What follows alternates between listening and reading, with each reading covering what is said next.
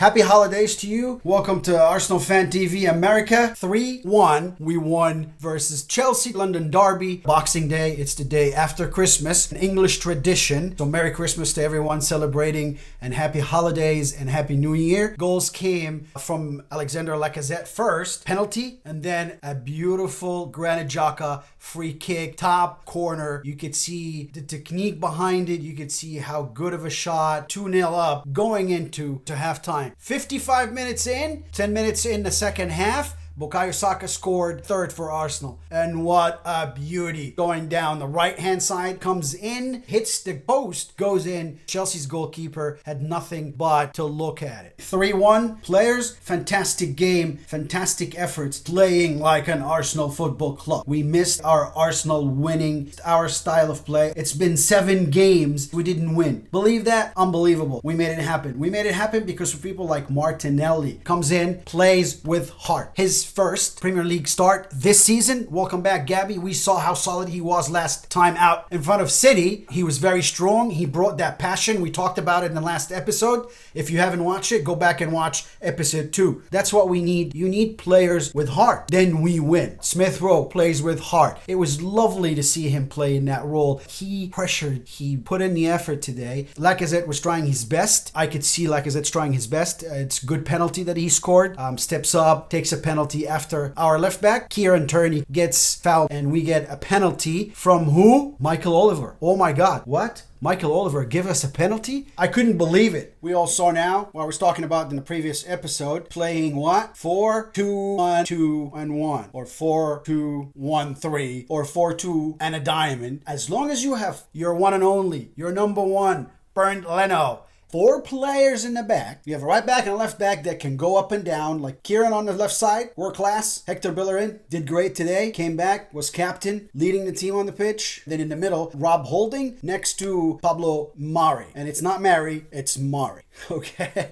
Early yellow card, but did great. Good partnership. They're both tall. They could both jump for the ball. Although Tammy Abraham was still marked by Hector Bellerin. You know, we don't want to see these little things. That's the smallest player from our side marking the tallest player on the pitch. It's not even. At any given point, Tammy Abraham can jump higher and can get that ball. And again, the people that were complaining about the players, now we know it is not the players. They performed very, very well because they wanted to win. They were ready to fight for the club and for the badge and for the fan, and that's greatly appreciated. It's fantastic to see. That is what those players can bring to the table. Those players are very intelligent. They're world class. They just need to be taught how to intensify their game more, how to work together as a unit, how to have solidarity, like Arsene Wenger used to always say. Solidarity is togetherness. How do we have that between today's players? Because they're great players. That's what Premier League is about. It's a fight. Timo Werner, Chelsea player, Chelsea forward, when asked, he moved from Germany, he said that the Bundesliga is not as hard as the Premier League. The Premier League is another level. It's very hard at the Premier League because you're always fighting. If you're not ready for a fight, then you can't win. Arsenal players were ready to fight. They came in all together and they were ready to fight. So therefore, you win any 50-50 battle. The midfield area, you are pressuring the ball quickly. Defenders, they don't back up anymore. Those are all good signs, but I don't have to wait 7 games to find out what I need to work on. We saw them flaws back then at day 1, November, when we last won. We were backing up. I said in the past couple of episodes, I was talking about how defenders were backing up always. We finally fixed it. So today you could see Rob Holding is pressuring Tammy Abraham, is running at him. Hector Bellerin comes in and helps close the gaps in the back, pressures on Chelsea's forwards. Nobody had time in Chelsea to think because they were pressured right away. Xhaka will run, or Nenio. The defenders were very quick in triggering and to pressuring anybody with the ball. If you back,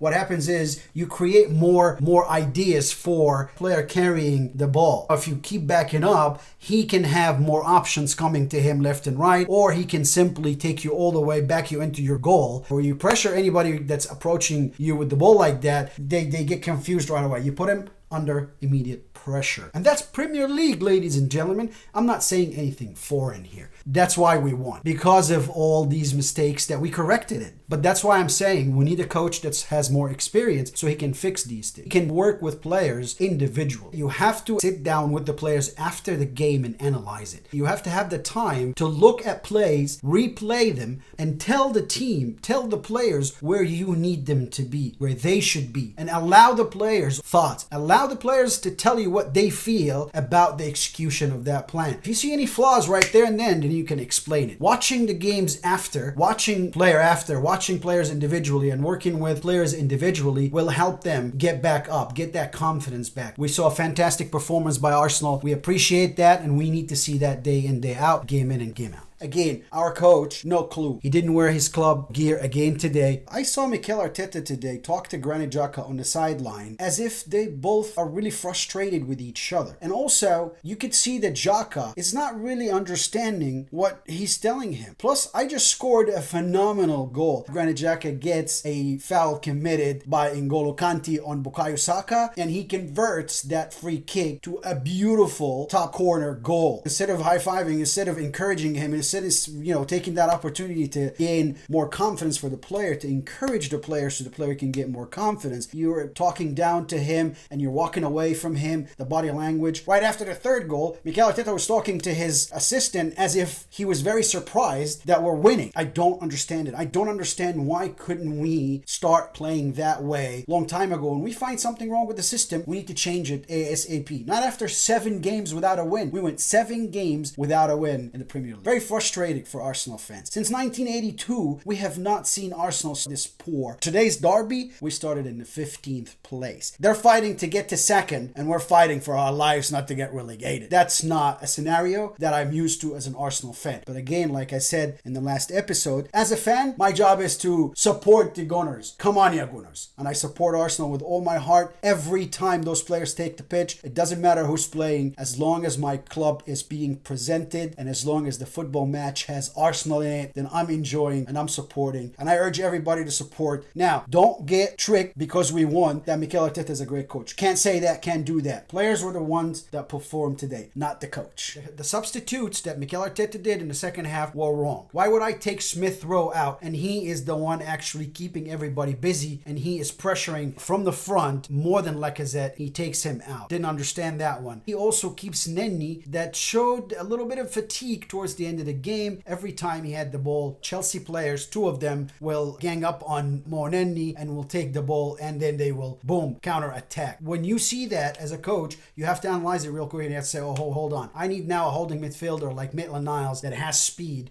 or like a Joe Willock that have force. Joe Willock did come in later. I thought Joe Willock and or Maitland-Niles should have played in that holding midfield today. Players you need to micromanage, and some players you macromanage. Some players you need to tell them exactly what you need them to do. Player like Mohamed Elneny, you have to tell him precisely what you need from him. Who to mark, what areas to fill, what to do with the ball when. He's a soldier. He executes, carries directives very, very well. If Nenny's not playing well or he's not doing good, it's because the manager is not employing him the right way. He's not coaching his talent. If you leave him make his own decision, he doesn't know how to. That's why he turns back to goal or back to a defender. Rarely when we see Nenny turning around and passing up front. His main job back in Arsene Wenger's days, which best days for Nenny at the club, he was doing great back then. Go get the ball, find Ozil. So you could see him. He does it very well. He's well trained to do such by Arsene Wenger. He's told where to be. So when you direct the player like Arsene used to do, you minimize faults. When the player's confused, doesn't perform. When the player doesn't perform, the team fails. But if the player understands clearly, the player knows that you are utilizing their energy the right way as a manager, and you're explaining to them why, so they're not just burning energy. The player that doesn't get proper instructions from their manager, they get tired towards the end. They have 1 hour and they're lost. They give it 100%, but sometimes you keep working in the wrong direction. The manager's job is to direct you to how to employ your effort in the right directions so you can benefit your team. I utilize videos to talk to my players. So if we're talking about Nenny and what he's doing, when you lose the ball and you look this frustrated and you look at your teammates like that, like you're blaming them. Listen, if you lose the ball, then you lost the ball. Owning up to your mistake is half the battle. If I recognize the mistake, then I avoid repeating the mistake, and now I can go work on myself and become better the next time instead of blaming others. We could see your body language when you're blaming your teammates, the arguments you and Bellerin have, nonsense. We don't need that. Players, we play together. It's okay. If someone makes a mistake, I make mistakes too. But if you make a mistake and you're on my team, it's okay. I'm not going to eat your lunch for it. I don't have to give you a hard time. I'm just going to go and correct for you if I can. Correct together. Blaming takes a team 15 steps back when we start blaming each other. Don't blame, help each other's out. Let's not blame each other's. Let's work together collectively as a team so we can always achieve wins as such.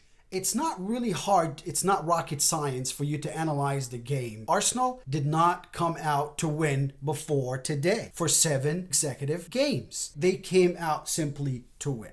They won the 50-50 opportunities. They were quicker to the ball. They were fighting. They were stronger. They worked together. They showed up for each other's. And most importantly, we played 4 in the back with 2 holding midfielders in the front of him. That's what we should have been doing long time ago. We were trying to force a wave play. You know what? You cannot come to a football club like Arsenal today with the players we have and expect that you're going to be Man City or you're going to be Barcelona or you're going to play Bayern Munich or Real Madrid's football right away. You can't do that. You have to find the fundamentals of the team. You have to find strength. You have to find weaknesses. And then you have to develop game plans that suit your team and the ability that the team has. So today proves to me that Mikel Arteta has to go. Why? Because it's too late. Now he's going to learn how to become a Premier League manager via Arsenal Football Club.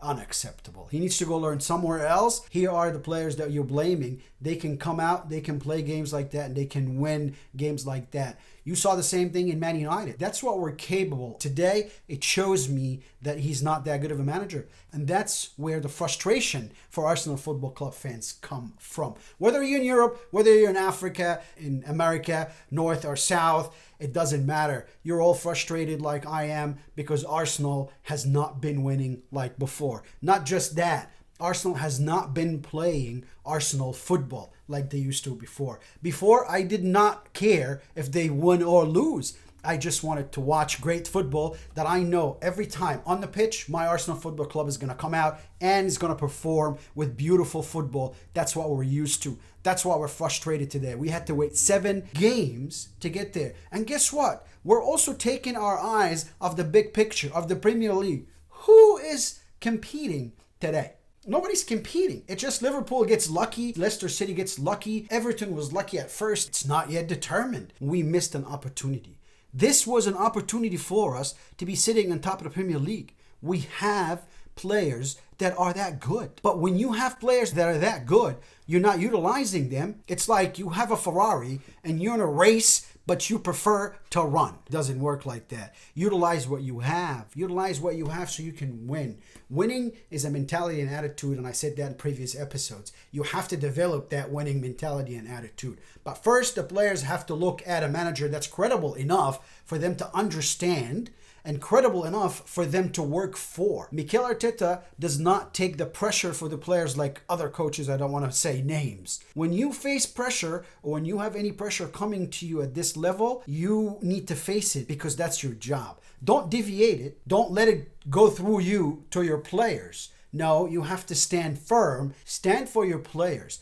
Gain credibility from your players. Earn their respect. Be their leader. It's important that we all celebrate this win, celebrate the players we have, and know for a fact that we are a solid football team. We're just going through some problems. I don't know the powers to be. I don't know who makes those decisions. But the people that make those decisions need to understand football. Understand that Premier League level is like none other. Premier League is top of the world. It's that good. It's that strong. If you're ready on the day, then you will win. What is the manager's job to do? The manager's job solely is to be ready on every given day, whether it's a Boxing Day, New Year's Eve day, on any day of the season, the first day till the last day. I don't see Mikel Arteta preparing the team. I don't see them ready as a team under him. Is it time for change? Yes. Am I still saying no to Arteta? Of course. Because what you've done, it was a disgrace. What you've done to this football club, all these losses, the way you treated Masoud Ozil, the way you're treating players, the way you sent Guendouzi to Germany, good midfielders, you traced away, you sat down good footballers, you came into this club, you were given an opportunity to win, to rise and shine, and you're the one who missed the opportunity. But at the Premier League level, if you don't have the right managers, I don't care what player or who players do you have. Lots of teams have a lot of good players, but they don't win the Premier League. Why? Because the Premier League needs a great manager. Tactical manager, good leader, motivational manager who knows what they're talking about, who can organize a team, can work on players individually and work on players collectively. Always there for his player, always taking the pressures off their player, allowing the player to play the football they enjoy and have fun. That's a good manager, ladies and gentlemen. Good luck in our next game.